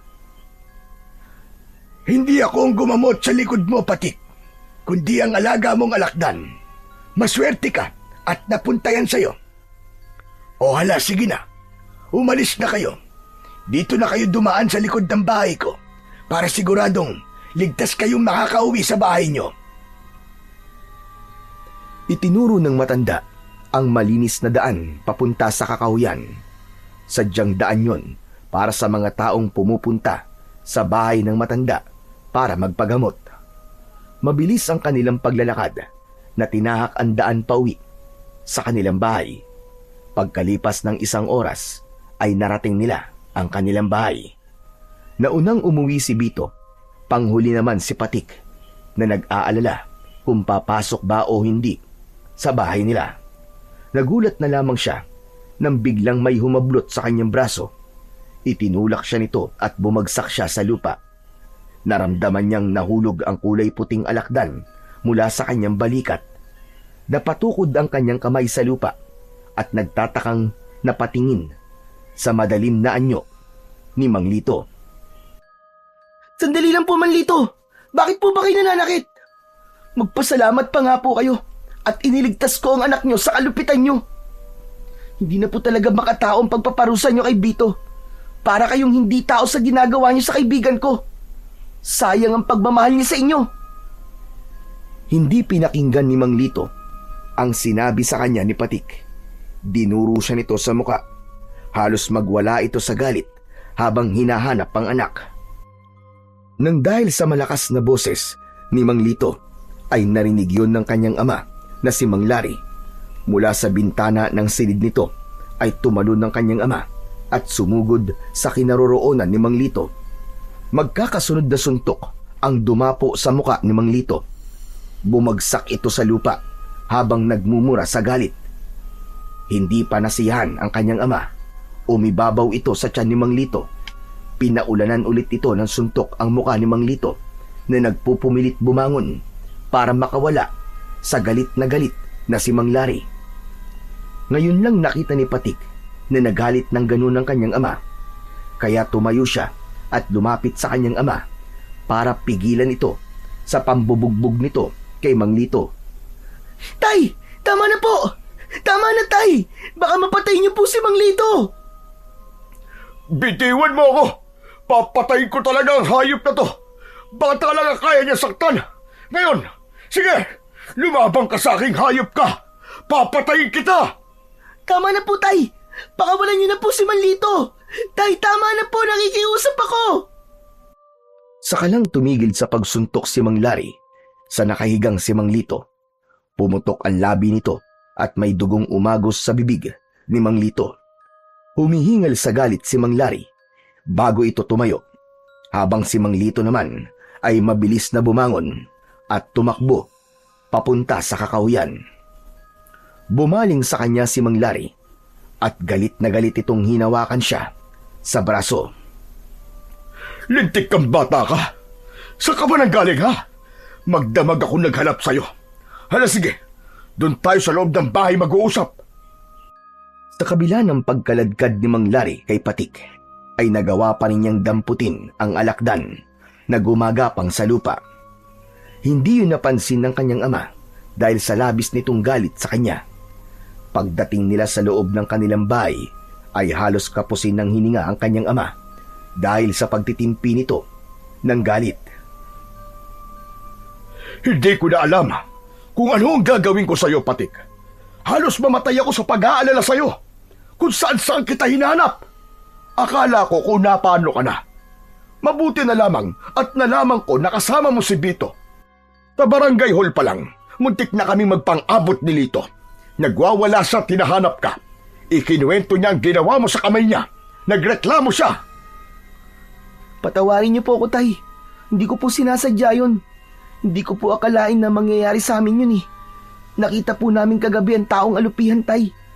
Napahamak po ko at nawalan po ng malay. Mabuti na lang po at tinulungan po kami ni Lolo Gastor. Ano ka mo? Anong taong alupihan na sinasabi mo? Saka, paano ka napahamak? Alam na po namin kung sino po ang pumapatay sa mga bata na natatagpuan po sa kakahuyan.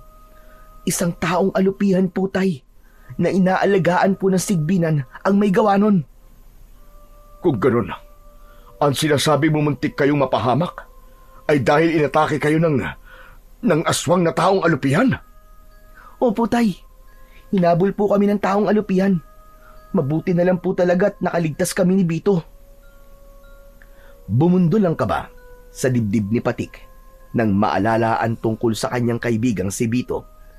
Nag-alala siya na baka sakta na naman ni Mang Lito ang kaibigan niya. Kaya naman, napahawak siya sa braso ng kanyang ama. Tay, pakiusap, puntahan po natin si Bito. Tsak nasasaktan na naman siya ni Mang Lito eh. Sige na po, parang awa niyo na po, Tay. Puntahan po natin si Bito. Tumigil ka! Hindi na tayo makikialam sa kanila. Kung hindi mo ako napigilan kanina, naku, ewan ko na lang. Baka napatay ko na ang Lito na yon. Tay, sige na po. Kahit ngayon lang, pangako po, huli na po talaga to. Basta't iligtas niyo lang po si Bito. Puntahan po natin sila sa bahay nila. Tara na po, Tay. Matagal na napatitig si Mang Lari sa mukha ng kanyang anak. Napansin ni Patik ang unti-unting pagkawala ng bakas ng galit sa mukha ng kanyang ama. Kaya bumitiw siya sa braso nito. Pumasok ng walang imik si Mang Lari sa silid nito. Maya-maya pa ay bumalik ito, dala ang isang baston. Tara, punta natin si Bito. Pero sinasabi ko sa iyo, ha? Huli na to. Hindi na tayo makikialam sa kanila. Maliban na lang kung makikita nating pinapatay na ni Lito ang bata. Opo, Tay. Salamat po. Ay, teka, sandali lang po, Tay. Kailangan ko po munang magpalit ng damit. Mabilis na pumasok sa loob ng kanyang kwarto si Patik. Ang totoo ay balak din niyang iiwan ng kulay puting alakdan at ang dadalhin lamang niya ay ang tirador at ang mutya ng pawis ng puting alakdan na nasa kanyang bulsa. Pagkalipas ng ilang minuto ay nakapagpalit na nga ng damit si Patik. Paglabas niya ng kanyang silid ay wala na roon ang kanyang ama. Nauna na itong lumabas ng kanilang bahay habang hinihintay siya. Bakit ang tagal-tagal mo? Halika na! Kanina pang umalis si Lito, baka kung ano na nangyayari kay Bito. Mabilis na lumapit si Patik sa kinaroroonan ng kanyang ama. Kasabay ng pagtakbo nila papunta sa kakawyan. Halos hindi lumapat ang kanilang mga paa sa lupa dahil sa pagmamadali. Habang ang dibdib naman ni Patik ay para ng binabayo ng maso dahil sa labis na pag-aalala.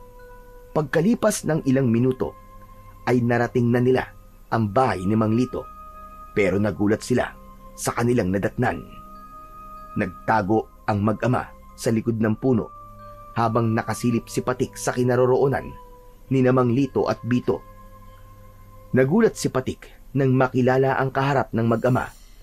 Hindi siya maaaring magkamali. Yun ang lalaking nakita niya na nakatayo sa likod ni Bito habang nakaupo ito sa ugat ng puno. Mas lalong kinabahan si Patik nang magsalita ang lalaking may mahabang buhok. Kung sasaktan mo lang ang anak ko, ang mabuti pa, ibigay mo na lang siya sa akin. Dahil kung hindi, ako ang papatay sa iyong hayop ka. Hindi ako sasama sa inyo. Hindi ko kayo tatay. Wala akong amang isang halimaw. Hindi ko kayo matatanggap. Layuan niyo kami ng tatay ko. Halimaw ka! Halimaw! Mula sa kinaroroonan ng mag-amang sina Patik at Mang Lari ay dinig na dinig nila ang usapan ng mga ito. Kaya hindi makapaniwala si Patik sa kanyang mga natuklasan. Tay, ang lalaking yun. Siya po ang tunay na ama ni Bito. Kung ganun, siya po si Mang Tahir. Oo anak, narinig kong tinawag niyang anak si Bito. Pero bakit ayaw sumama ni Bito sa kanyang ama? Muling pinakinggan ng mag-ama ang pag-uusap ng mga ito hanggang sa nagpumilit ang lalaki na kunin si Bito sa kamay ni Mang Lito. Kitang-kita ni Patik kung paanong nakipag-agawan si Mang Lito sa lalaking kumukuha kay Bito. Mas nanlaki ang mga mata ni Patik nang makita ang biglang paglitaw ng taong alupian sa likod ni Mang Lito. Bigla nitong pinuluputan ang leeg ni Mang Lito. Umiiyak na kinagat ni Bito ang katawan ng taong alupian. Kaya nagpasya sina Mang Lari at Patik na lumabas na sa kanilang pinagtataguan. Layuan mo ang kaibigan ko! Halimaw ka! Pakawalan niyo si Mang Lito! Natigilan ang mga ito sa biglang pagsasalita ni Patik. Dumampot ng bato si Patik, saka ibinala sa kanyang tirador. Itinutok niya yon sa katawan ng taong alupian. Mabuti na lang at hindi pa ito nagpapalabas ng malaasidong likido na posibleng papatay kay Mang Lito. Ngunit ang lalaking merong mahabang buhok ay bigla na lamang nagbago ang anyo. Nagkaroon ito ng umuusok na tridente at naging isang mabangis na halimaw na parang isang kambing na may baluktot na 2 sungay. Kayo ang lumayo sa akin dahil ang kinukuha ko lang ay ang anak ko. Patik! Umalis na kayo! Mapapahamak kayo dito, Patik! Hindi ko alam na ang sigbinan na tinutukoy ni Lolo Gastor ay ang tunay mong ama. Nagsinungaling kang hindi mo kilala ang halimaw na yan. Siya ang lalaking nakita ko sa gubat. Patik, paano ko sasabihin sa iyo ang buong katotohanan na silang dalawa ang totoo kong mga magulang? Kung ako mismo hindi ko sila matanggap, ikaw pa kaya na muntik ng mga 5 buhay na dahil sa kanila? Hindi ako masama. At lalong hindi ko matatanggap na anak ako ng isang aswang. Ano ka mo? Hindi mo kami matatanggap. Akala mo ba ay bukal din sa loob ko na kunin kita? Nagkakamali ka. Gagamitin lang kita para mapasunod ko ang nanay mong si Esther. Hindi na siya nakikinig sa akin. Nalalampanan na niya ang kapangyarihan ko. Lumingon si Patik sa kinaroroonan ni Mang Lito at ng taong alupihan. Nakita niyang hindi totoong mahigpit ang pagkakasakal ng aswang sa leeg ng nakilalang ama ni Bito. Kaya malinaw sa kanya na ang totoong kalaban ay ang sigbinan na kaharap nila ni Mang Lari. Hindi siya makapaniwala na ang nanay ni Bito ay ang taong alupian na humabol sa kanila sa kagubatan. Kaya pala, hindi nito sinaktan si Bito. Makawalan niyo si Tatay Lito. Hindi ako sasama sa inyo. Hindi na ako makakapayag na maghari pa kayo at patuloy na pumatay ng mga taong walang kalaban-laban para sa pag-aasik niyo ng lagim. Hindi rin ako makakapayag na mabuhay ka ng masaya kasama ang lalaking yan. Isa sa inyo ang kailangang mamatay. Itinaas nito ang tridente na hawak niya sa ere. Gumuhit ang kidlat sa kalangitan at dumilim ang buong paligid. Para siyang nakakita ng totoong demonyong nakatayo sa kanilang harapan. Naramdaman ni Patik ang nanginginig na kamay ni Mang Lari. Tila nagulat din ito sa nakitang nakakatakot na anyo ng nilalang.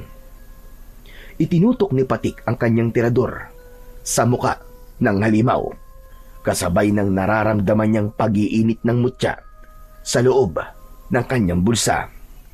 Binitiwan niya ang goma ng tirador na iwasan ng nilalang ang unang pag-atake ni Patik, habang si Mang Lito naman ay tinulungan ni Bito para makatakas sa pagkakapulupot ng taong alupian sa leeg nito. Bakas sa muka ng halimaw na napipilitan lang ito sa ginagawa. Alam na ngayon ni Patik kung ano ang ibig sabihin ng kulay puting rosas na natatagpuan sa katawan ng biktima ng aswang. Yun ay ang paghingi ng tawad at labis na pagsisisi sa nagagawa nito ng kasalanan. Si Bito ang kumilos. Kumuha ito ng malaking bato at ibinato sa sarili nitong ama. Kasabay ng muling pagbitaw ni Patik sa goma ng kanyang tirador, tumama rin ang bato sa muka ng kalaban. Kaya naman, bumagsak ito sa lupa, ngunit muling nakabangon. Si Mang Lari naman ay agad na lumapit kay Mang Lito at iwinasiwas ang itak sa muka ng taong alupihan. Anak! Tumakas na kayo ni Bito! Bilisan nyo! Kami na ni Lito ang lalaban sa kanila! Bilisan nyo! Huwag! Huwag niyong ilayo ang anak ko! Tumigil ka! Wala akong ama na halimaw at masahol pa sa demonyo na katulad nyo. Nag-iisa lang ang tatay ko at yun ay si Tatay Lito. Kahit hindi niya ako minahal, mahal ko siya bilang tunay kong ama dahil inilagaan niya ako at hindi niya ako iniwan. Hindi kagaya nyo na mas inuna pa niyong gumawa ng masama kesa sa paggawa ng kabutihan. Hindi ko kayo kikilalanin na ama ko. Tila natauhan si Mang Lito sa mga sinabing yon ni Bito. Sa kabila ng nagawa nitong kasalanan kay Bito, ay ito pa rin ang pinili ng kanyang kaibigan. Kung hindi mo lang timpala ko kikilalanin na ama mo, ay hindi rin ako makakapayag na pakinabangan ka ng iba. Mas gugustuhin ko pang mamatay ka na lang. Biglang lumiwanag ang rosas sa talim ng tridente ng halimaw at lumikhayo ng apoy. Sabay tutok sa kinaroroonan ni Bito. Dala ng takot ni Patik, tumakbo siya papalapit sa kaibigan para harangan ng apoy na tatama sa katawan ng kaibigan. Subalit naunahan siya ng taong alupihan. Iniharang nito ang katawan para kay Bito at ito ang sumalo sa apoy na dapat sana ay tatama kay Bito. Si Mang Lito, gulat na gulat sa bilis ng pangyayari. Nasunog ang kalahating katawan nito, saka bumagsak sa lupa. Bumalik sa dating anyo bilang tao si Aling Esther. Nag-aagaw buhay itong hinaplos ang muka ni Bito. Nay! Nay, bakit? Bakit niyo pa po ako'y niligtas, Nay? Nay! Umiiyak na sumagot si Aling Esther. Humingi ito ng tawad sa lahat ng pagkakamali at pagkukulang nito sa anak. Nanginginig ang kamay nitong niyakap si Bito, kasabay ng pagbagsak ng kamay nito sa lupa. Indikasyon na namatay na ang nanay ni Bito. Si Mang Lito naman ay halos madapa sa pagtakbo, papalapit sa kinaroroonan ng wala ng buhay na dating asawa. Humingi rin ito ng tawad kahit huli na ang lahat. Maigpit nitong niyakap si Aling Esther habang walang patid ang pag-agos ng luha mula sa kanyang mga mata. Punong-puno ng pagsisisi ang boses nito habang nagwawala sa galit. Ang aswang naman na lalaking sigbinan ay saglit na natigilan. Hindi ito makapaniwalang napatay nito ang sariling asawa. Pinagmasdan nito ang mga kamay at napaatras ng hakbang habang umiiyak. Tumayo ang batang si Bito at galit na inagaw ang itak sa kamay ni Mang Lari. Sumugod ang kanyang kaibigan na si Bito sa kinaroroonan ng ama nitong aswang. Isang malakas na pagtaga ang ginawa nito at tumama yun sa kamay ng kalaban. Ngunit hindi nito ininda ang sakit. Sa halip, gumanti ito kay Bito. Inihampas nito sa ulo ni Bito ang hawakan ng tridente. Akma na sanang tutuluyang patayin ng aswang na sigbinan si Bito. Ngunit biglang nagpakawala ng bato mula sa tirador si Patik. Magkakasunod na tumama ang mga batong yun sa dibdib ng kalaban. Napaatras ito at nakita niyang hinila ni Mang Lari si Bito papalayo sa halimaw. Habang ang maririnig na ingay ay ang malakas na iyak ni Mang Lito habang yakap pa rin ang dating asawa. Kayo ang dahilan kung bakit namatay si Esther. Hindi ko akalain na mananaig ang pagmamahal niya sa inyo nito. Hindi ako hihingi ng tawad sapagkat hindi ko pinagsisisihan ang pagpatay sa lahat ng mga kabataan sa lugar na ito. Walang makakaranas na maging ama. Isang bagay na ipinagkait sa akin. Ang totoo, naiingit ako dahil sila ay merong anak na katulad ninyo. Samantalang ako, pinagkaitan ako ng Diyos nyo na mabigyan ng anak. Anong ibig niyo sabihin, Mang Taher? Baog ako at hindi kailanman magkakaroon ng anak sa isang babae. Ngunit marunong din akong magmahal. Isa lamang akong gahaman sa pagmamahal. Kaya kung hindi ko makukuha si Bito, ay mabuti pang sa iba ko na lang hahanapin ang pagkakataon ko para maging isang ama. Kahit hindi ko sila kadugo. Sinungaling!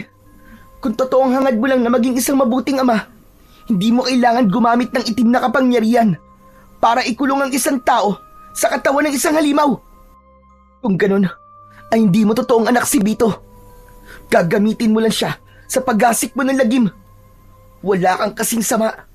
Marami ka nang napapatay. Kaya hindi ko hahayaan na mabuhay ka pa. Ako mismo ang papatay sa'yo. Tama ka. Hindi ko nga anak si Bito. Ginamit ko lang siya para ikulong si Esther sa gayuma at hipnotismo. Ang baliw niyang asawang si Lito, walang kaalam-alam na ang batang araw-araw niyang pinaparusahan ay totoo niyang anak.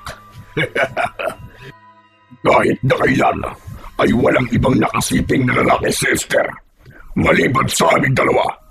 At sigurado ko na ang pagiging bawg ko ang patunay na hindi ko talaga anak si Bito. Ano? Masaya ba ang mapait na sinapit ng maingong si Esther? Dala ng matinding galit ni Mang Lito.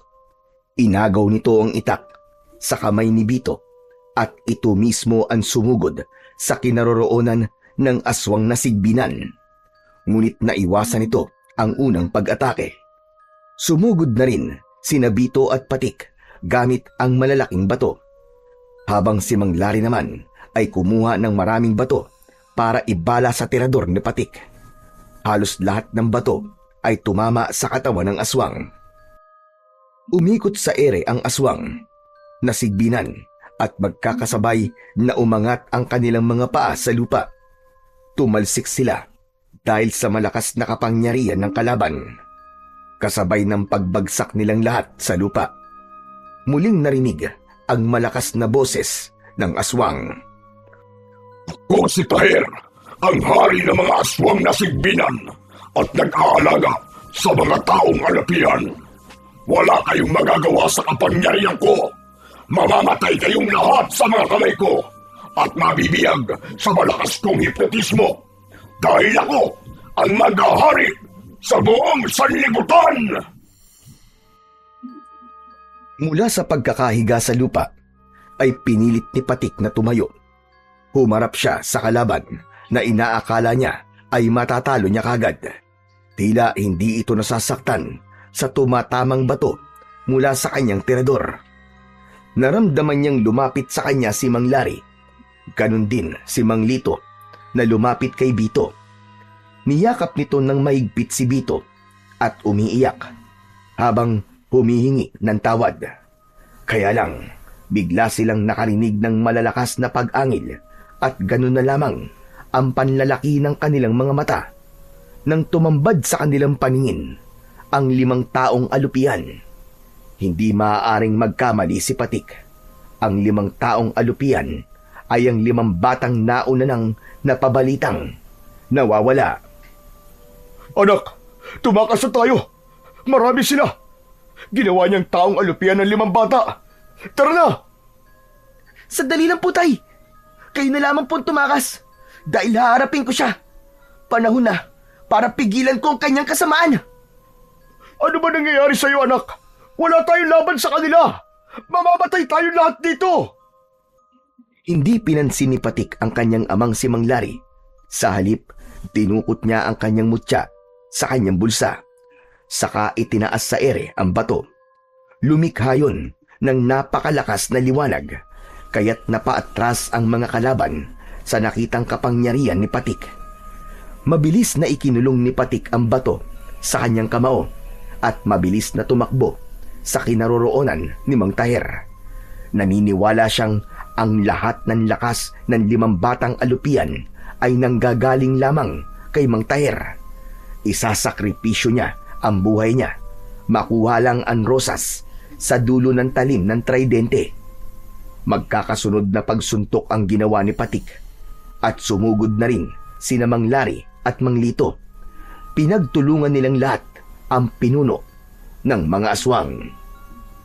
Habang si Bito naman ay umikot sa likod ni Mang Taher, abala ang pinuno sa pakikipaglaban kay Patik. Kaya naman, hindi nito napansin na nakuha na pala ni Bito ang puting rosas sa dulo ng tridente. Ibinigay ni Bito ang puting rosas kay Patik bago pa tuluyang sumugod sa kanila ang 5 alagad ni Mang Taher. Dinurog ni Patik ang bulaklak gamit ang mutya. Paulit-ulit niyang pinukpok ng bato ang rosas hanggang sa mawasak yon at nagkahiwa-hiwalay ang petals. Nanlaban ang pinuno ng aswang, ngunit hindi nito napaglabanan ang sakit mula sa pagkadurog ng rosas nito. Iyon pala ang pangunahing sangkap sa paggawa ng alagad. Mula sa kanilang harapan ay sumabog ang katawan ng aswang na sigbinan. Kagaya ng pagkadurog ng bulaklak mula sa batong hawak ni Patik. Ang 5 alupian ay tangkanasan ng tatakas, ngunit nilapitan ng mga ito ni Patik at sinilaw ng liwanag na nagmumula sa hawak niyang mutya. Bumalik sa dating anyo ang mga aswang. Nagtataka ang mga ito kung paano sila nakarating sa gubat. Anak, paano mong nagawa yun? Tay, dahil po sa mutya ng pawis ng puting alakdan. Puting alakdan? Hindi ba't yun ang alakdan na alaga ng mga engkanto? Paano ka nagkaroon ng ganong kapangyarihan, anak? Sabi po ni Lolo Gastor ay ipinagkaloob daw po yun sa akin ng tagapangalaga ng puting alakdan. Sumingit sa usapan si Bito habang nakangiti. Ako yun, Patik. Ako ang pumili sa'yo. Kung natatandaan mo, ako nagturo sa'yo kung nasan ang tambak ng mga bato, di ba? Paraan ko lamang yun para maibigay sa'yo ang mutya nang hindi mo mahahalatang ako ang may gawa. Teka. Paano nangyari yun, Bito? Hindi ko kayang sakta ng mga magulang ko. Hindi ko naman alam na si nanay lang ang totoo kong pamilya. Muntik na akong magamit para magasik ng lagim. Tsaka, alam ko na kaya mo. Kaya ikaw ang pinagkatiwalaan ko. Pambihira. Muntik na akong mamatay ah. Totoo ba talaga kitang kaibigan na? Grabe ka, Bito ha. Huwag ka na magalit, Patik. Tinulungan naman kita eh. Ako ang kumuha ng rosas. Ang ibig bang sabihin magpapasalamat pa ako sa'yo? Salamat ha. O siya. Tama na yan. Ang mahalaga ngayon ay ligtas tayong lahat. Mabuti na lang pala at sumunod kami ni Patik sa'yo, Bito. Salamat po sa inyo, Mang Larry. Nadatnan po ako ni tatay na kinakaladkad ni Mang Taher. Alam ko po ang tungkol sa pagiging halimaw ni nanay. Masakit po na mawalan ng isang ina. Ngunit mas masakit pong makita kung gaano siya naghihirap sa paggawa ng kasamaan. Alam ko na hindi yun gusto ni nanay. Sana matagpuan ni nanay ang katahimikang matagal niya ng pinapangarap. Kahit naiwan ako sa aking ama. Naluluwang tinapik ni Patik ang balikat ng kaibigan niyang si Bito. Kasunod ng pagyakap ng maigpit ni Mang Lito kay Bito. Umiiyak ito habang humihingi ng tawad. Si Mang Larry naman ay masayang nakatingin sa dalawa habang nakaakbay kay Patik. Ilang saglit lang ang lumipas ay nagpaalam na silang dalawa sa kanyang ama, sa mag-amang sina Bito at Mang Lito. Bakas sa mukha ng mga ito ang kasiyahan ng mapagtanto na tunay silang mag-ama. Pagkalipas ng ilang araw, magmula nang mangyari ang labanan na yun, nabago si Mang Lito. Naging mapagmahal na ama na ito at madalas ay kasama ni Mang Larry sa pagtambay sa kanilang bahay. Habang silang dalawa naman ni Bito ay palaging magkasama, kasama ng alaga nilang puting alakdan.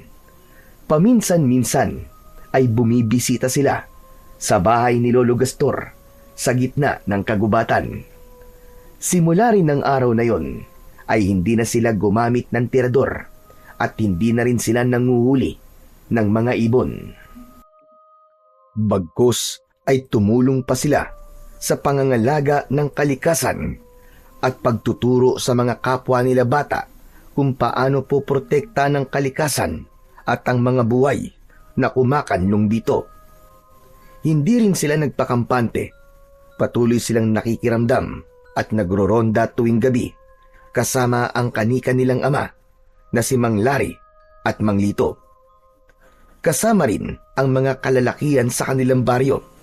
Sama-sama nilang poprotektahan ang kapayapaan at katahimikan na tinatamasa ng kanilang baryo laban sa mga kampon ng kasamaan na susubok muling maghasik ng lagim sa kanilang lugar. Ngunit naniniwala silang lahat na hanggat nagtutulungan at nagkakaisa sila at nangingibabaw ang pagmamahal nila sa kanilang pamilya, ay walang kahit na anong puwersa ng kasamaan ang makakatalo sa kapangyarihan ng pagmamahal at katarungan.